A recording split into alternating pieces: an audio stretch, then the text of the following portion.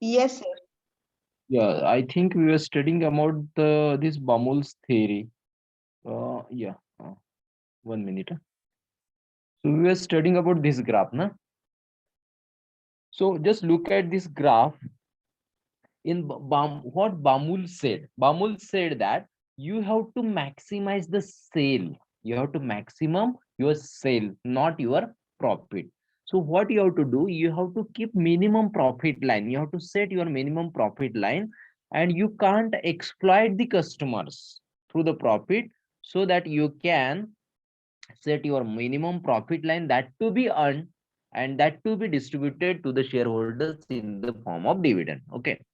Then Bamul had given two types of model. That was first one was the static model and second one was the dynamic model. In static model, without advertisement, how to increase your revenue, that he had told. And in second model, dynamic model, with advertisement expenditure, how can you increase this? So now look towards this diagram. So this diagram consists of uh, three curves. So first is your total revenue curve, that is denoted by TR. Second is your total cost curve, that is denoted by TC. And it is having one more curve, that is the total profit, that is TP. On x-axis, I have taken the output, that is your production level, and on y-axis, I have taken total revenue curve, total cost curve, and total profit curve. Okay. So on the basis of this, I have, as a management, as a manager, I have set one profit line. That is the minimum profit line that I need to earn. Getting this? So that minimum profit line is completely horizontal to your x-axis. Okay. Now, if we increase the production level with respect to this by making the maximum production, my TR curve, that is the total revenue curve, increases with respect to your level of activity, with respect to your profit. Then along with your production level, as your profit increases in the same manner, in the same trend, your total cost curve is also increasing. Okay. Now, first, let us talk about total revenue curve. So this total, if increase in your profit, increase in your production level, your total revenue curve increases. Okay. So up to point A, there is the sudden increase in the profit. Means up to certain level of production, there is the sudden increase in your profit. After that, from R1 to R2, your profit curve line slightly decreases, or there is the some not that much sudden increase from R1 to R2. So R2 is the highest revenue at which you can produce C amount of units. Look at the x-axis. But at C amount of units, your total profit, look towards your total profit. Your total profit line is below than your minimum expected profit. You can produce more units, you can increase your sale, you can increase maximum your revenue, but if you maximize your revenue, at that time amount of profit is very less, which is less than your minimum profit line. So this is not affordable to the organization. This will be not your optimum profit line. So if you cross this R2 line and again you increase your production level, at that time, here total profit line cross with your output, means it will decreases up to zero, or it will go towards the negative side. Okay. So this was something about total revenue slope. Then look at the total cost curve. So total cost curve with respect to your total revenue, it increases again and again. And here this total revenue curve and total cost curve meet with each other or cross with each other. And again, this when they cross with each other, then this total cost curve, total cost increases heavily because it is crossing your revenue. Okay, so this was something about total cost curve. Then we have one more curve, that is your total profit curve. Now, with respect to increase in your production level to certain extent, to up to certain extent, this total profit go up. So this is the point, this is the one point where this O point goes through this total profit line, and it cross with or it touches with the minimum profit line. Okay, so this is not your optimal profit. Okay, so the point at which this profit line cross with your minimum profit line, this will be not your optimum point. So above this optimum point, your profit may increase up to H. Your profit may increase up to H. Okay, so you can just analyze the production level at these points. Production level at this point, it is D. D stands for example, 10 units. Then at point H, number of units are A. A means what? For example, your 20 units. For example, D stands for 10, A is 20, B is 30, and C is 40 units. Okay. So out of this 10, 20, 30, and 40 में से कितना manufacturing करना है, that I have to decide with respect to or with this graph. Okay. If I produce 20 units, let us say at point EH, at that time we will get highest profit, and that highest profit is more than your minimum profit line. Okay, but what this Bamul says that he says you have to produce maximum profit. So you have to make maximum production or maximum sale. तो maximum sale से 20 से तो मेरा maximum sale होना नहीं चाहिए या नहीं होगा, इसलिए again I have to produce more products up to B. So if I go at point B, at this B point, your minimum profit line, total curve, and your total profit line cross with each other. ये सारे एक जगह पे आते हैं, तो ये point है E point. At this E point, you can have R1 amount of revenue. At this point, you can achieve minimum profit line, and at this point, you can have a minimum profit line B. So this B is the point. At B is the point for which you are producing, let us say 30 units. So 30 units will be your highest sale, highest number of units where you can achieve maximum sale of R1. Getting this? So as a manager, you need to focus on R1. So at this R1, how many units you need to produce? B number of units. B stands for example, 30 units you have to produce. If you go ahead of 30 and if you produce 40 units at that time, your revenue may increase. Your revenue may increase, but along with your revenue, your total cost is going to be increased. So that due to increase in revenue, but sudden increase in total cost, your profit declines. If we cross the E point, then your profit will decline to minimum profit line. Minimum profit line से भी मेरा profit नीचे आ जाएगा, and this will be not affordable to the organization. Suppose let us say we are going to produce C number of units, so C equal to 40 units. अगर मैंने 40 units बनाए तो क्या हो जाएगा, मेरा रेवेन्यू बढ़ेगा, थोड़ा रेवेन्यू बढ़ेगा, लेकिन with respect to revenue मेरी cost भी ज्यादा बढ़ेगी. So cost increases heavily, so that due to increase in heavily cost, my profit will decrease. So I will earn less profit than my profit line, and this will be not affordable to me. So as per Bamul's theory, what I have to do, I have to produce up to B. Let us say this B equal to 30 units. At 30 units, you will have optimum profit. You can earn optimum profit, that is the profit, minimum profit, and you can produce up to R1. So this is something about Bamol's theory. Do you have any doubt? Otherwise, we will go to the next theory. Have you any doubt regarding to this Bamol theory and graph explanation?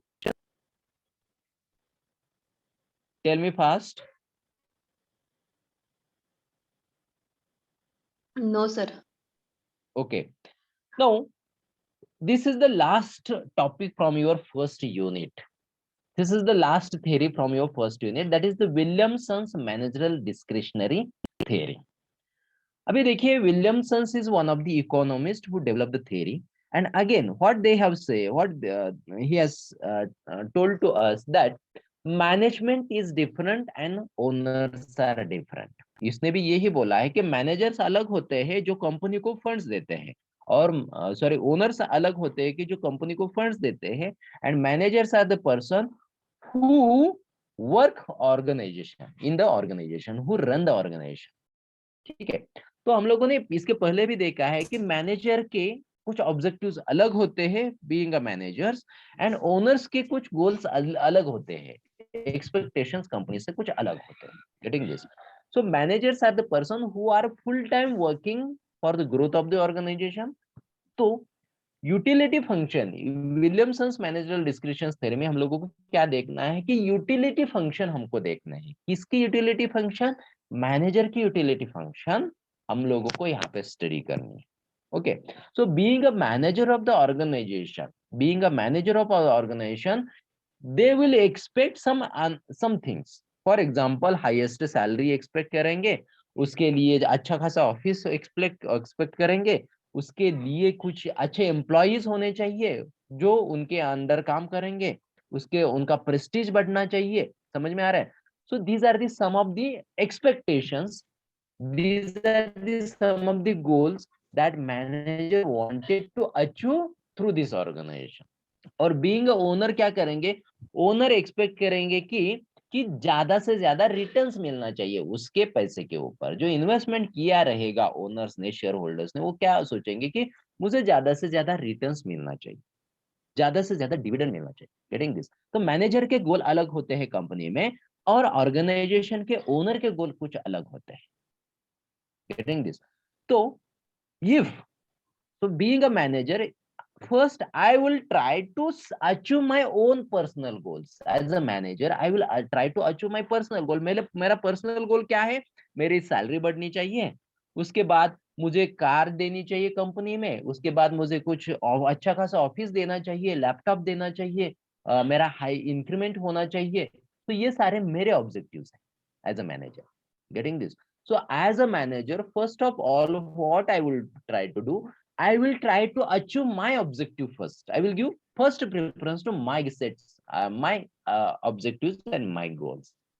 Getting this? So by at the time of achieving these kind of goals, I have to look towards the expectations of my shareholders। Being a manager, first I will try to achieve my goals, and while achieving my goals, again I have to look towards the goals of my owners as well। तो मेरे owner का goal क्या है? वो share holders क्या सोचेंगे? At least भाई कुछ तो अमाउंट का, मिनिमम अमाउंट का डिविडेंड तो उसने उन्होंने देना चाहिए, उतना तो कंपनी शेयर होल्डर्स को मिलना चाहिए। Getting this? So to satisfy owners goal, manager will decide some profit line. ठीक है, तो मेरा तो मैं काम करूंगा, मेरा सेटिस्फेक्शन लेवल तो मैं कंप्लीट करूंगा एज अ मैनेजर, लेकिन by achieving my goals, with the help of achieving my goals, I have to look towards the goals of my owners. तो ओनर का गोल क्या है? कि उसको डिविडेंड मिलना चाहिए। ठीक है, तो अगर उसको डिविडेंड नहीं मिला तो वो क्या करेगा? Owner will replace the management. Owner क्या करेगा? मुझे ही चेंज कर देगा। समझ में आ रहा है कंसेप्ट? तो अगर मैंने उसको डिविडेंड ठीक से नहीं दिया, अगर मैंने उतना प्रॉफिट उनके लिए नहीं रखा, तो ओनर क्या करेगा? मुझे ही रिप्लेस कर देगा, मुझे टर्मिनेट करेगा, मुझे रिप्लेस करेगा और दूसरा मैनेजर हायर करेगा। एंड ये भी मेरे लिए अच्छी बात नहीं होगी। इसलिए मुझे क्या करना है? I have to earn minimum profit. I have to generate minimum profit for my share holders. समझ में आ गया? आ गया ये कंसेप्ट मिनिमम प्रॉफिट का। ये minimum profit line previous graph में भी हम लोगों ने देखा था। ओके, तो मैनेजर ने, या सॉरी ओनर ने मुझे रिप्लेस नहीं करना चाहिए, मैंने ओनर ने मुझे काम से नहीं निकालना चाहिए, इसलिए भी मुझे कुछ मिनिमम प्रॉफिट अर्न करना है। Okay, so this minimum profit is nothing but your managerial discretionary theory. तो ये प्रॉफिट हम लोग कहाँ पे यूटिलाइज करेंगे? That minimum profit will be utilise for the dividend to the share holders. Okay, and some part of this dividend, तो dividend देने के बाद जो कुछ अगर कुछ पैसा बचता है ना, that amount we will utilise to increase the production level, for expansion of the plant, for purchasing of some of the machineries, और purchasing of plant and machinery, land and building, सब कुछ करने के लिए डिस्क्रिशनरी प्रॉफिट हम लोग utilise. Discretionary profit क्या है? It is the part of profit that will be utilised for expansion activities. सिर्फ मैनेजर को डिविडेंड दे के उधर काम रुकेगा नहीं, उसके बाद भी हम लोगों को कुछ एक्सपेंशन एक्टिविटी के लिए भी कुछ प्रॉफिट की जरूरी है। So minimum profit is nothing but it is the amount of profit which is distributed to shareholders plus some amount of profit which is utilized for expansion activity। तो इसको बोलते हैं डिस्क्रिशनरी थ्योरी। तो इसमें हम लोगों ने देखा कि मैनेजर के being a manager, manager is the separate than owners. तो ओनर के कुछ गोल अलग है और मैनेजर्स के कुछ गोल अलग है। First of all manager will try to achieve his own goal, ठीक है, and once it is satisfied then he will try to achieve owners goal as well. अगर उसने ओनर के गोल को इग्नोर किया तो उसका जॉब गया। इसलिए मैनेजर को मिनिमम प्रॉफिट लेवल सेट करना बहुत जरूरी है। Okay, so this was the overall summary of this discretionary theory. अभी हम लोग उसका थोड़ा स्टेटमेंट वाइज देखेंगे। अभी देखिए शेयर होल्डर्स क्या देखेंगे, share holders wants high dividend and therefore interested in to maximize the profit, and managers on the other hand have different motives than profit maximization। तो इसमें मैनेजर का ऑब्जेक्टिव सिर्फ profit maximisation नहीं है, जो कि हम लोगों ने प्रीवियस थ्योरी में देखा। विलियमसन क्या बोलता है कि उसके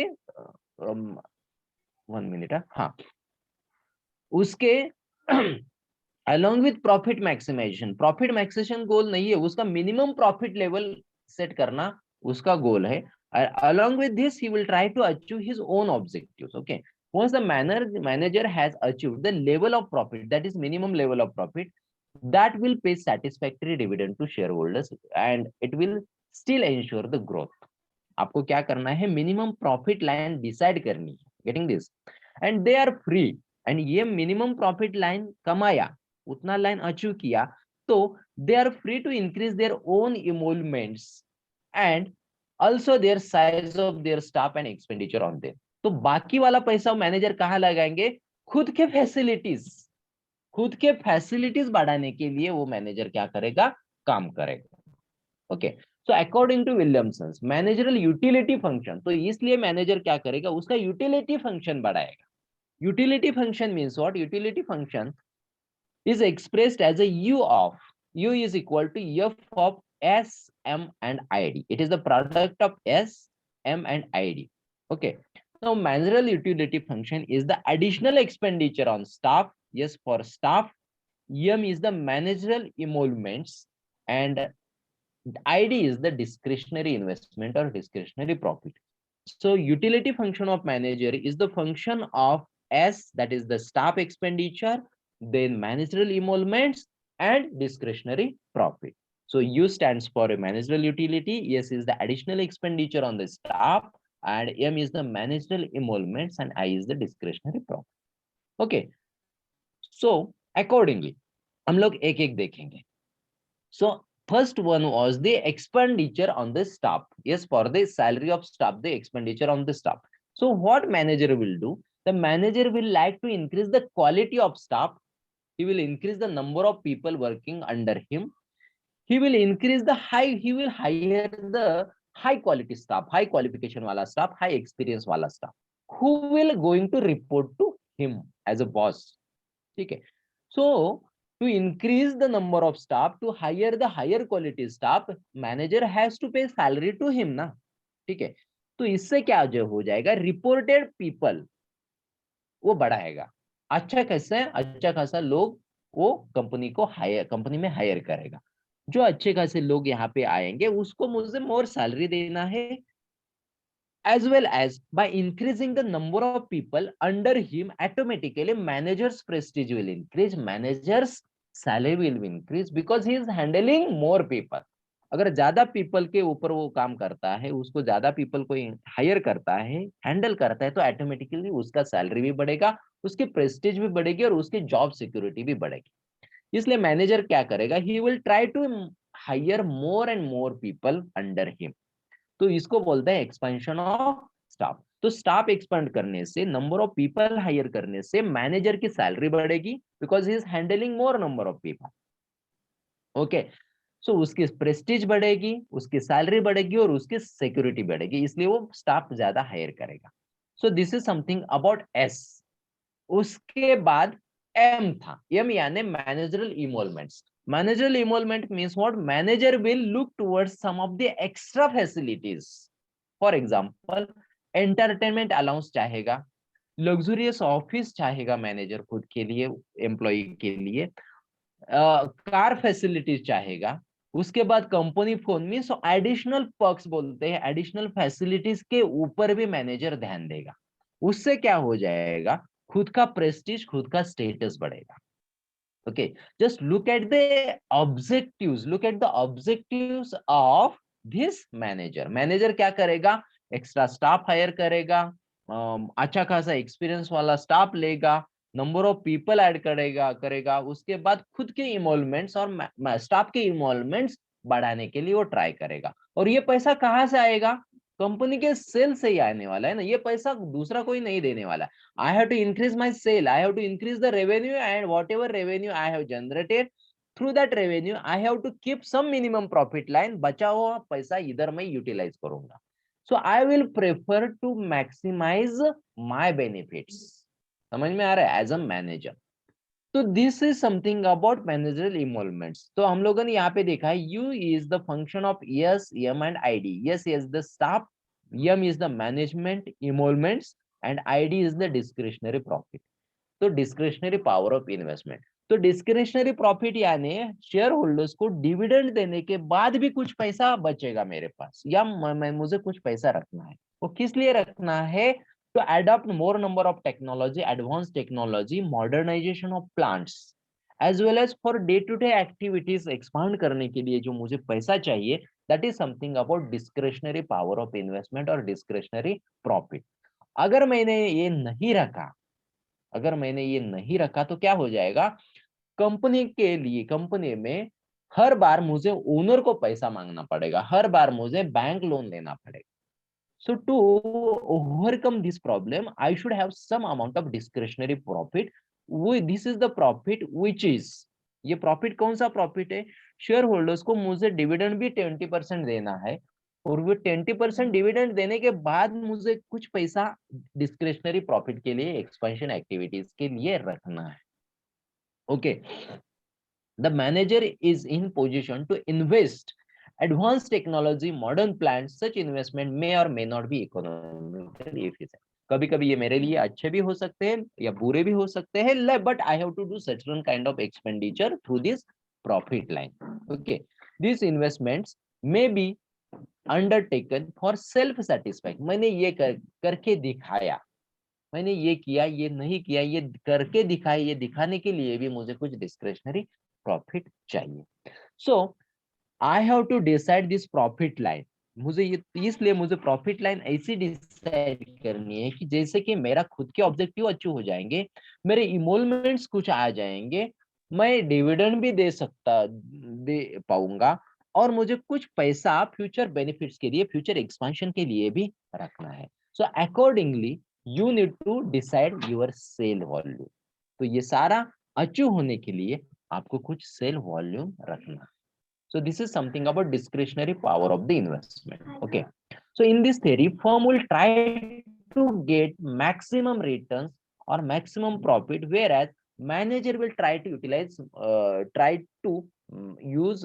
make them maximum utility for the satisfying function. तो ये प्रॉफिट लाइन इसी तरीके से रखना है कि मैनेजर्स का यूटिलिटी भी अचीव होना चाहिए और ओनर्स का यूटिलिटी भी अचीव होना चाहिए. So accordingly, you have to set the equilibrium which will maximize utility of managers and utility of owners. Owners का भी utility अचीव करना है और managers का भी utility अचीव करना है. मैनेजर पहले खुद का बेनिफिट देखेगा, खुद का स्वार्थ देखेगा, और उसका स्वार्थ जब अचीव होगा तभी जाके वो मैनेजर को, ओनर को डिविडेंड देगा, और तभी जाके वो एक्सपेंशन, प्लान का एक्सपेंशन करेगा. तो दोनों का भी इक्विलिब्रियम मुझे क्या करना है, यहाँ पे अचीव करना है. Now just look at this diagram. So here U1 and U2 जो क्रॉस वाले, ऐसे कर्व वाले जो दो कर्व लगते हैं ना, तो उसको बोलते हैं यूटिलिटी कर्व्स बोलते हैं. उसको बोलते हैं utility curves of the managers, sorry, utility curves of the firms or the organization.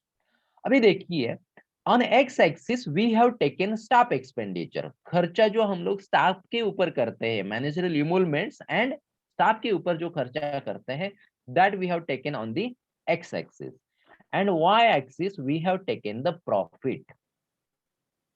ठीक है, on Y axis I have taken the profit.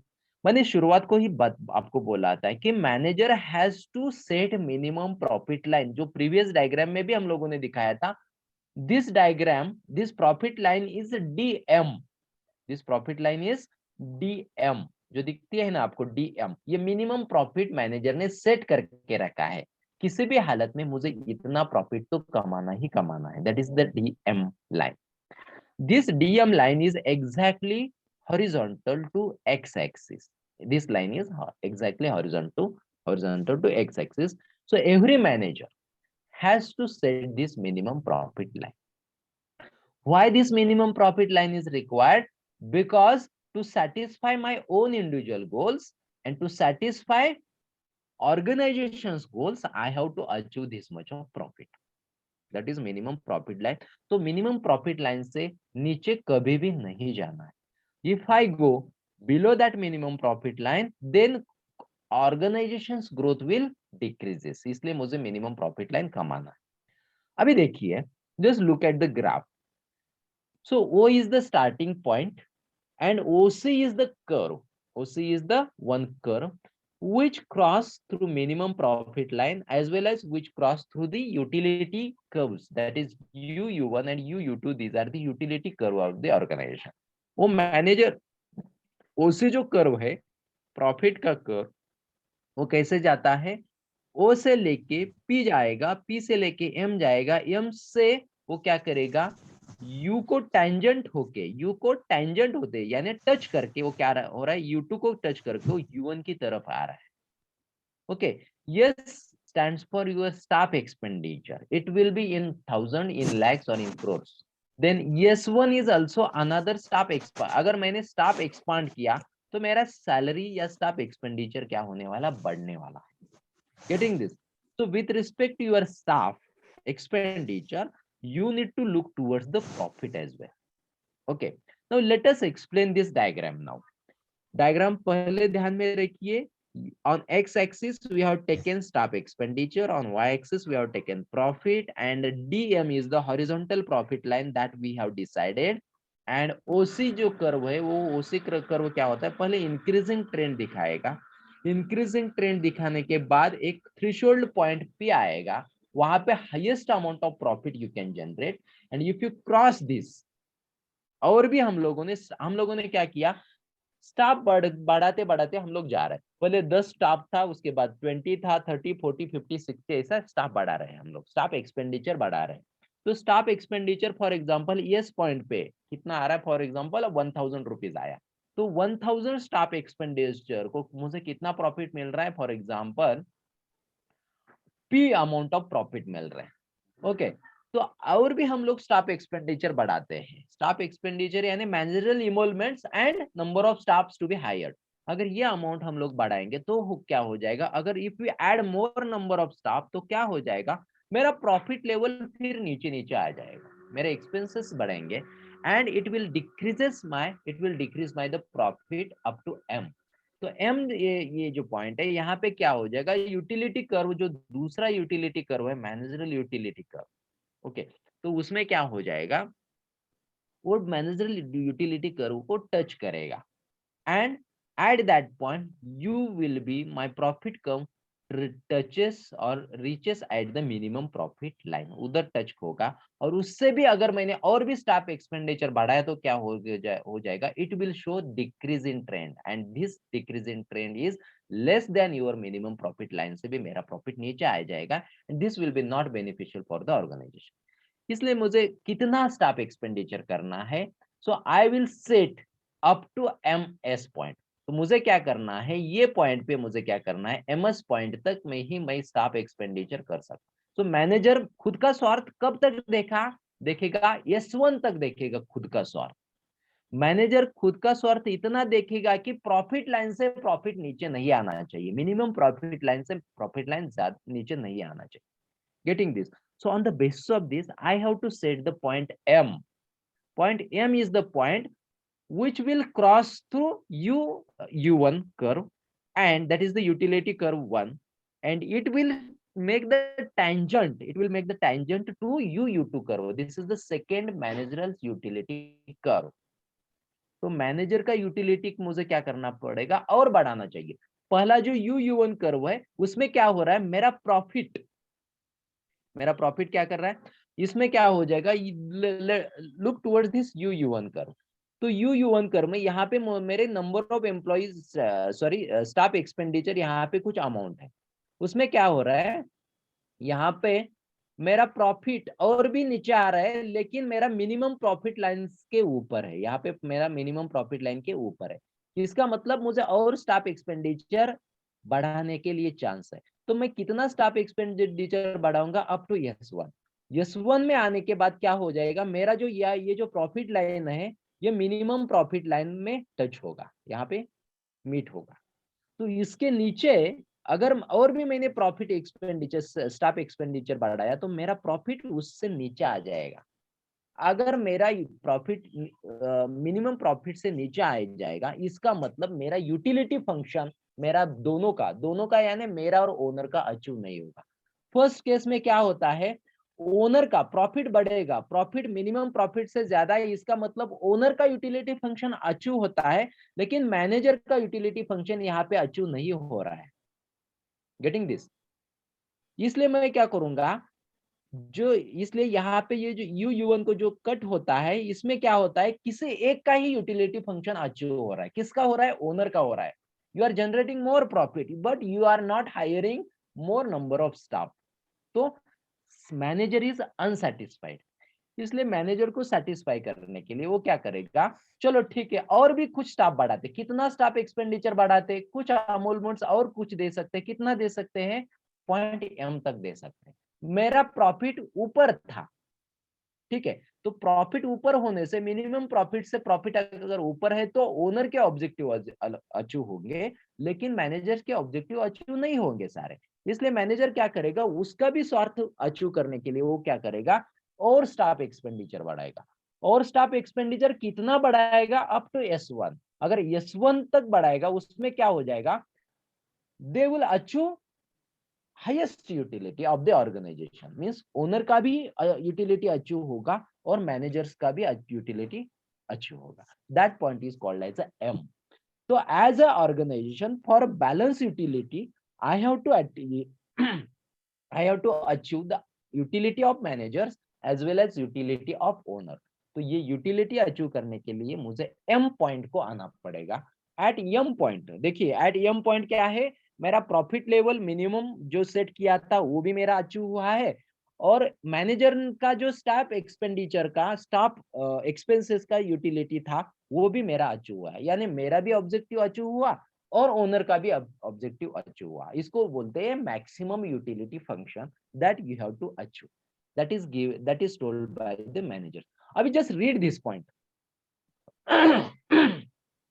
अभी देखिए, FC is the feasibility curve showing the combination of D and S available to the manager. देखिए इन FC यानी ये वाला curve, ये feasibility curve हम लोगों ने बनाया है. वो क्या करता है, मैनेजर का और ओनर का यूटिलिटी फंक्शन सेटिस्फाई करता है, और इसी कर्व को प्रॉफिट स्टाफ कर्व भी बोलते हैं. ओके, अभी देखिए U1 and U2 are the indifference curves of the managers which show the combination of D and S. तो U1 and U2 ये जो कर्व है ये यूटिलिटी मैनेजर के यूटिलिटी दिखाएंगे. ठीक है, now these are equilibrium curves उसको बोलते हैं. उसको क्या बोलते हैं, equilibrium curve. And these two curves are not crossing with each other. एक दूसरे को इंटरसेक्ट नहीं होते हैं, because utility of managers are different. Manager will not compensate his utility. Manager is not adjust his utility. इसलिए ये दोनों curve जो है वो एक दूसरे को क्या होते हैं, एक दूसरे को टच नहीं होते. So U1 stands for manager's utility level. Then U2 is the highest management utility level. अगर U1 को मैनेजर सेटिस्फाई नहीं होगा तो वो क्या करेगा, नया यूटिलिटी कर्व एस्टेब्लिश करेगा, दैट इज U2। जैसे कि ऊपर जाएंगे, जैसे यहाँ पे दिखा है U1 in which managers are not that much satisfied. दूसरा जो कर्व है U2, इसमें managers are more satisfied than previous curve. और भी ऊपर यहाँ पे अगर मैंने दूसरा कर्व बनाया, फॉर एग्जांपल ये जो मैंने और एक कर्व यहाँ पे बनाया, इसका मतलब क्या है देखिए, अगर मान दो मैंने यहाँ पे और एक ऐसा कर्व बनाया, तो इसका मतलब है U1 U2 से भी U3 में managers are more satisfied, means what, managers utility is more. अगर और भी मैंने और एक बनाया ऐसा, तो इसका मतलब ये है कि इसमें ज्यादा यूटिलिटी है then this U3 U2 and U1 से भी यूटिलिटी ज्यादा। यानी the way in which you are in going ahead, तो मैनेजर का यूटिलिटी बढ़ता है। तो यहाँ पे हम लोगों ने क्या किया है, U1, U2, and U3, you can also prepare this type of indifference curve, which shows the manager's utility. And it is the combination of D and S. D and S क्या है? This is the D. D is for your profit, that is the profit line, and S is your staff expenditure. With respect to your staff expenditure and profit, you can prepare this managerial utility curves. Okay, to begin, as we move along with the profit staff curve from point F toward upwards, both profit and expenditures will increase till point E is reached. यानी देखिए, जैसे कि हम लोग yes की तरफ यानी staff expenditure बढ़ाएंगे और प्रॉफिट बढ़ाएंगे, तो क्या हो जाएगा, मेरा ये जो यूटिलिटी कर्व है वो पी की तरफ बढ़ेगा, पी की तरफ बढ़ेगा। अभी यहाँ पे क्या हो रहा है, जैसे कि हम लोग स्टाफ एक्सपेंडिचर बढ़ाएंगे वैसे हमारा प्रॉफिट कर्व बढ़ेगा, और ये मेरा प्रॉफिट कर्व और progress curve profit line cross होके भी आगे जा रहा है, यानी ऊपर जा रहा है। Okay, no and staff expense P, the point P will be reached. P is the profit maximization point for the firm where SP is maximum, यानी SP लेवल यानी ये वाला लेवल हाईएस्ट रहेगी, SP लेवल हाईएस्ट रहेगी, और is maximum profit levels and OS staff expenditure are incurred। तो उसमें कितना स्टाफ एक्सपेंडिचर आ रहे हैं, SP। So DP stands for your profit level and OS is your staff recruitment expenditure. Okay, so at this point you can have highest amount of profit which is at P, and highest amount of profit it is crossing your minimum profit line, उससे भी minimum profit line, minimum profit target जो set किया है उससे भी ये ज्यादा है, उससे भी ये ज्यादा है। Okay, now next, OS is the staff expenditure which are to be incurred. But the equilibrium of the firm, equilibrium यानी समतोल बोलते हैं ना, समतोल या equilibrium of the firm takes place कब होता है, मीन्स व्हाट, अब अगर हम लोग पी पॉइंट पे है तो पी पॉइंट में क्या हो जाएगा, managers will be managers sorry owners will be satisfied, managers will be not satisfied.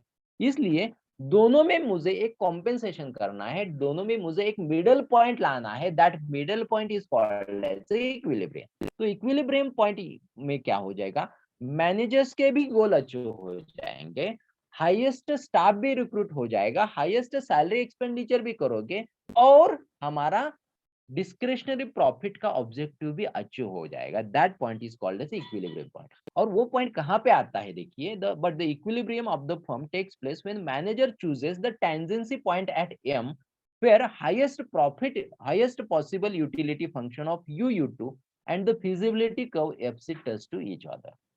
तो देखिए यहाँ पे, तो ये मेरा इक्विलिब्रियम पॉइंट है एम। उसमें क्या होता है, मेरा another utility point, utility curves को वहां पे जहां पे टच होता है यानी अचीव होता है, ये एम पॉइंट पे क्या होता है, मेरा यूटिलिटी इक्विलिब्रियम पॉइंट भी आता है, मेरा प्रॉफिट भी, मिनिमम प्रॉफिट जो मैंने टारगेट सेट किया वो भी अचीव होगा, और I can able to hire the highest amount of employee. I can make the huge amount of expenditure on the staff. तो तीनों पॉइंट मेरे एम पॉइंट पे कवर हो सकते हैं। पहला, मेरा मिनिमम प्रॉफिट लाइन मेरा अचीव होगा, उसके बाद मेरा यूटिलिटी फंक्शन मेरी हाईएस्ट रहेगी, और तीसरा चीज highest staff and highest staff expenditure you can make the more number of और highest staff expenditure you can do at this point. तो मेरा यूटिलिटी पॉइंट मैनेजर का क्या है, एम है, जिसमें ओ S1 तक मुझे स्टाफ एक्सपेंडिचर करना है, एक्सपेंसेस करने हैं, और उसमें मेरा D level of profit same रहेगा। और तीसरा चीज मैनेजर्स के भी ऑब्जेक्टिव अचीव हो जाएंगे और ओनर्स के भी ऑब्जेक्टिव अचीव हो जाएंगे, और you will have some discretionary amount of profit for future expansion. ये सारे ऑब्जेक्टिव अचीव करने के लिए मुझे एम पॉइंट को लाना है, एम पॉइंट को मुझे सेट करना है, that is called as equilibrium profit. अभी देखिए, here is the managers utility is maximise. अगर ऐसा किया तो क्या हो जाएगा, managers utility maximised. The discretionary profit OD which is the S1 into M, just look towards the discretionary profit. Discretionary profit is SD, इतना प्रॉफिट आपको लेना है, and for this discretionary profit आपका लेवल क्या है, S1 into M और M into S1, ये आपका staff expenditure with respect to profit आपको ये यहाँ पे सेट करनी है at this M point. Okay, now S1M is less than the profit maximization profit SP।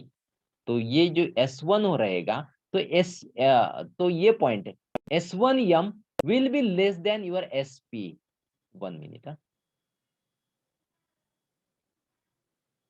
तो यहाँ पे MS1 आपको सेट करना है, not to set SP। SP में क्या है, आपका प्रॉफिट लेवल ज्यादा है लेकिन स्टाफ एक्सपेंडिचर कम है, getting this.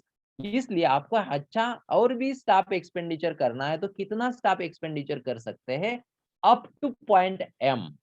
Eight this point your profit is reaching towards the minimum profit line. Okay, now next, but the staff emoluments OS1 are maximized। तो staff इमोलमेंट्स कितना है, ये वाला स्टाफ इमोलमेंट्स है OS1, तो ये मैक्सिमम इस इधर तक कर सकते हैं। अगर हम लोग S1 से आगे जाएंगे तो क्या हो जाएगा, स्टाफ इमोलमेंट्स अगर हम लोग बढ़ाएंगे, स्टाफ एक्सपेंडिचर बढ़ाएंगे, तो क्या हो जाएगा, मेरा प्रॉफिट लेवल जो सेट किया है ना, मिनिमम प्रॉफिट लेवल, यहाँ पे M की तरफ, यहाँ पे यम की तरफ जो सेट किया है वो नीचे नीचे नीचे नीचे ऐसा नीचे आएगा, and that will be not affordable to my organisation. इसमें क्या हो जाएगा, अगर मेरा प्रॉफिट लेवल नीचे आएगा तो इसका मतलब क्या है, managers expenses are more than discretionary profit. तो ये इसी के दौरान क्या हो जाएगा, owner will terminate the managers, ओ में owner will replace the manager. Manager, owner बोलेगा कि ये मैनेजर कुछ काम का नहीं है, इसलिए मैनेजर को उसका जॉब सिक्योरिटी भी लाना है, उसको प्रेस्टीज भी लाना है, इसलिए एम पॉइंट को उसने एम पॉइंट तक ही उसने क्या करना है, उसके ओन ऑब्जेक्टिव्स अचीव करने हैं।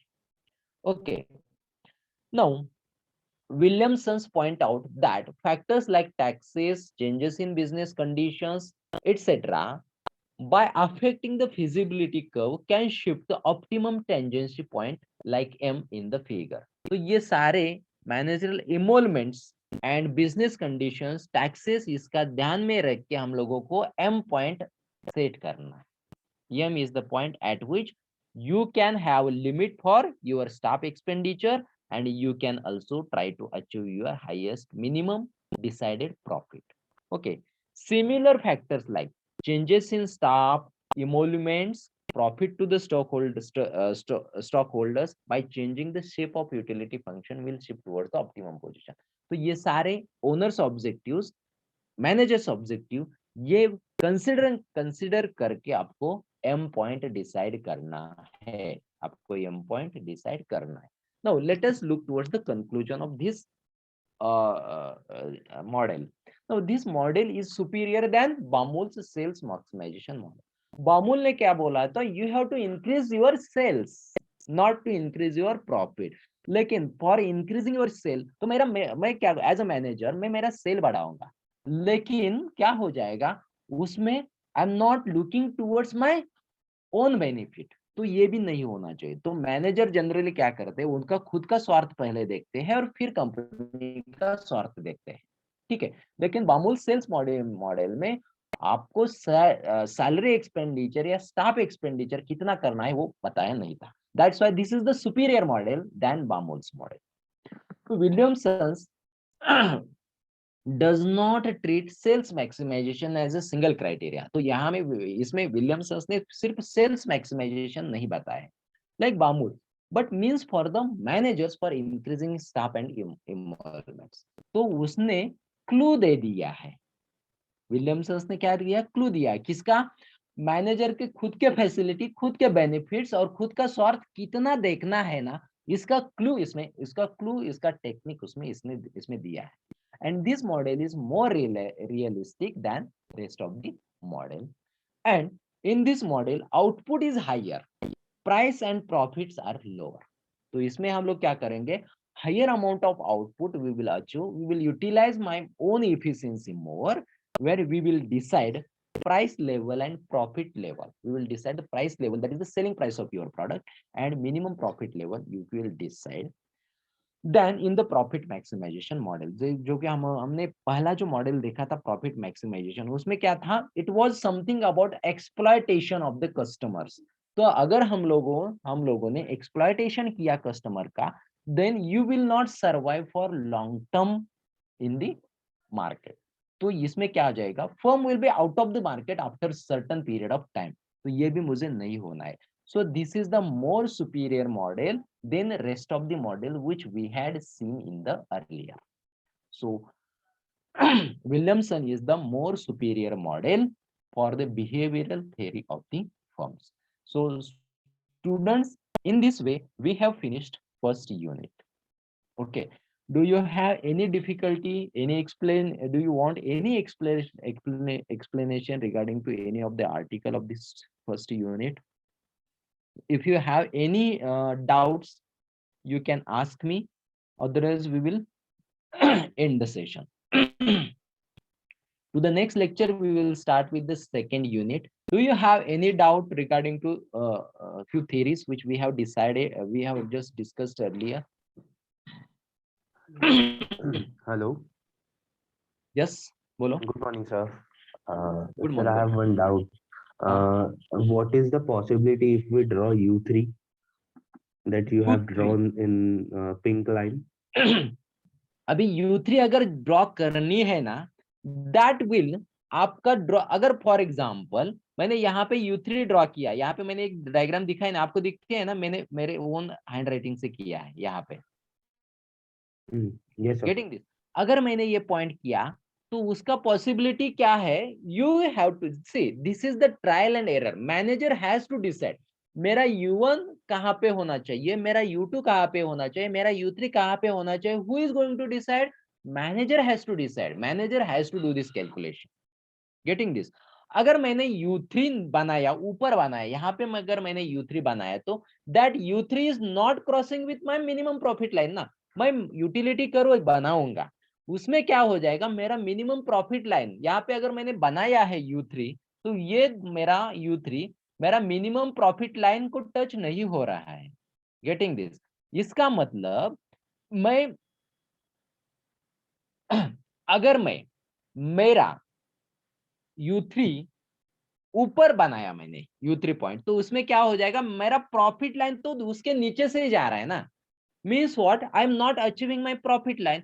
तो इसके लिए अगर मैंने U3 बनाया तो I have to set more profit line ना। यहाँ पे अगर मैंने प्रॉफिट लाइन बनाया है फॉर एग्जांपल 3 लाख रुपए प्रॉफिट का, अगर मुझे ऐसा लगता है कि मेरा U3 लाइन को टच होना चाहिए, in that case I have to increase my profit line. तो मेरा प्रॉफिट लाइन 4 लाख करना पड़ेगा ना मुझे।